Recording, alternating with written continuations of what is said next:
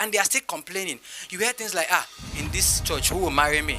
In this city, will I see a husband? In staying back in a city, or in an industry, or a career, or a sector of the society that the Lord has asked you to be, is not as important as the seed you're sowing in that land. So in Genesis chapter 26, when there was a famine, Isaac wanted to go to Egypt, and the Lord said, no, stay back in Gerar, and I will bless you, I will multiply you. And then Isaac stayed. But look at what happened in verse 12. It said, and the man sowed in that land in that same year, and he reaped 100-fold harvest. So as a believer, the Lord have asked you to stay in a city. The Lord have asked you to go into this career. The Lord have asked you to go into this sector. The Lord have asked you to go into industry. That is the first step. That is the first step for obeying. But that is not all, because some people can still obey to stay in a particular place, a particular city, and they are still complaining. You hear things like, in this church, who will marry me?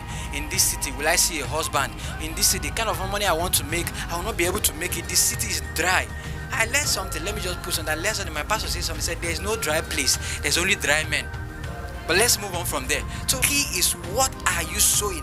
It's not enough for you to stay back in that church. It's not enough for you to stay back in that city. It's not enough for you to be in that industry. It's not enough for you to be in that sector. What matters is, what seed are you sowing? What matters is not you staying back. What matters is the seed you're sowing. So Isaac sowed in that land and reaped 100-fold harvest. So the key point there is, what are you sowing? Why you're staying back in that city? Why you're in that industry? Why you're in that sector? Why you're in that industry? What seed are you sowing that the Lord is going to multiply into 100-fold harvest?